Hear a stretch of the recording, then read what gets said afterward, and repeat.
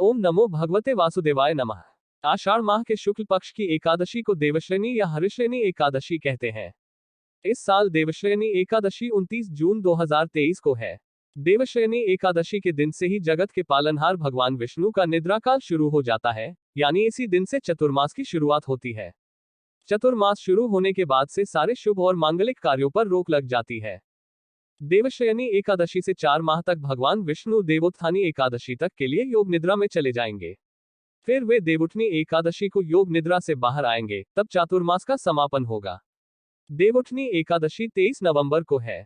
इस तरह से चातुर्मास 30 जून से लगेगा और 23 नवंबर को खत्म हो जाएगा। इस बार श्रावण पुरुषोत्तम मास होने की वजह से 2 माह तक है, इसलिए चातुर्मास की अवधि 5 माह होगी। इस दौरान सभी मांगलिक कार्य बंद रहेंगे।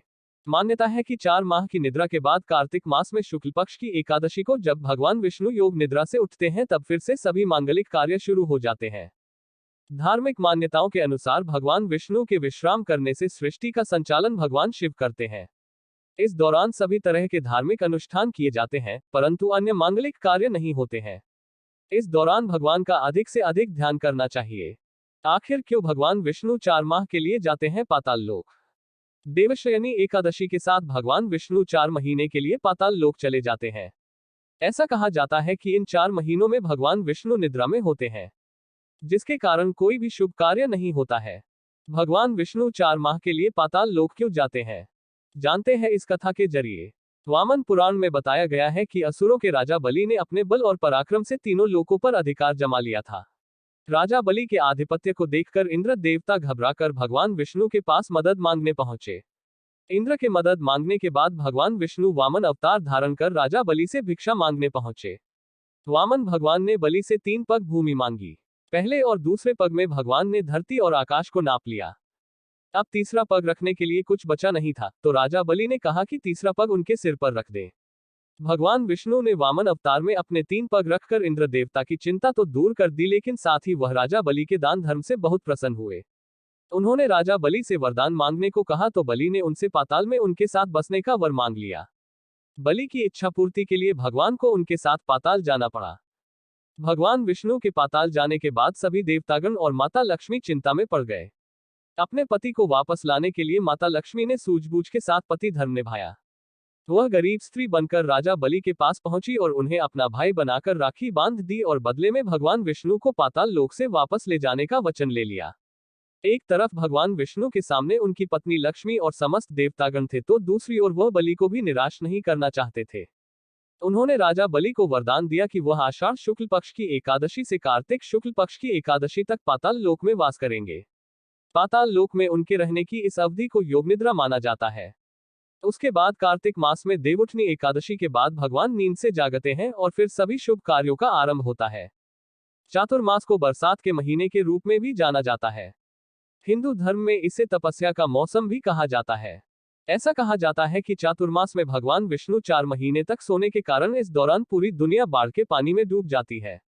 ये समय वार्षिक प्रलय का होता है, जब दुनिया खुद को एक नए सिरे से तैयार करती है। ये प्रलय वर्ष के दूसरे भाग में यानी जुलाई से दिसंबर तक रहती है, जब सूर्य दक्षिण की तरफ चला जाता है। इस समय सूर्य कर्क राशि में प्रवेश करता है। कर्क राशि का राशि चिन्ह केकड़ा होता है। ऐसा कहा जाता है कि ये केकड़ा सूर्य की रोशनी खा जाता है, इसलिए इस अवधि में दिन छोटे होने लगते हैं। इस अवधि में पृथ्वी की उर्वरक क्षमता कम हो जाती है। जितने दिनों तक भगवान विष्णु निद्रा में रहते हैं, उनके अवतार सागर में संजीवनी बूटी बनाते हैं। इससे दुनिया फिर से उपजाऊ हो जाती है और इसमें एक नया जीवन भर जाता है। इस अवधि में वर्षा होने के कारण दुर्घटनाओं की आशंका को देखते हुए यात्रा करने से बचने की सलाह दी जाती है। पुराणों के अनुसार प्राचीन काल में लगातार यात्रा करने वाले ऋषि मुनि भी इन 4 महीनों में कहीं नहीं आते जाते थे। इस समय लोग तरह तरह के त्योहार मनाते हैं और भगवान से प्रार्थना करते हैं कि बारिश सही मात्रा में हो, ना ही कम और ना ही ज्यादा। आषाढ़ के इस मौसम के बाद सावन शुरू हो जाता है, जिसमें लोग उपवास रखते हैं और पूरी श्रद्धा से भगवान शिव की पूजा अर्चना करते हैं। कहा जाता है योग निद्रा के दौरान सृष्टि का संचालन देवाधिदेव महादेव ही करते हैं। भगवान विष्णु के निद्राकाल के दौरान यानी इन 4 महीनों में तरह तरह के त्योहार पड़ते हैं। कृष्ण जन्माष्टमी, रक्षाबंधन, गणेश चतुर्थी जैसे त्योहार मनाने के बाद पितृपक्ष की शुरुआत होती है। इसमें पूर्वजों का मान सम्मान किया जाता है। इसी समय पृथ्वी से तमाम असुरों का नाश किया गया था। इस अवधि में भगवान राम रावण का वध कर अयोध्या लौटे थे, जिसके उपलक्ष्य में दिवाली मनाई जाती है। इस दौरान मां लक्ष्मी का भी स्मरण किया जाता है। ये त्योहार हमें याद दिलाते हैं कि दुनिया से बुरा समय अब खत्म होने को है, क्योंकि भगवान विष्णु के जागने का समय करीब आ रहा है। देवोत्थान एकादशी पर जागने के बाद भगवान विष्णु ने लक्ष्मी से विवाह किया था। इसलिए इस दिन के बाद से विवाह जैसे मांगलिक कार्य शुरू हो जाते हैं। जय जय सनातन, जय जय श्री राम, जय जय श्री राधे।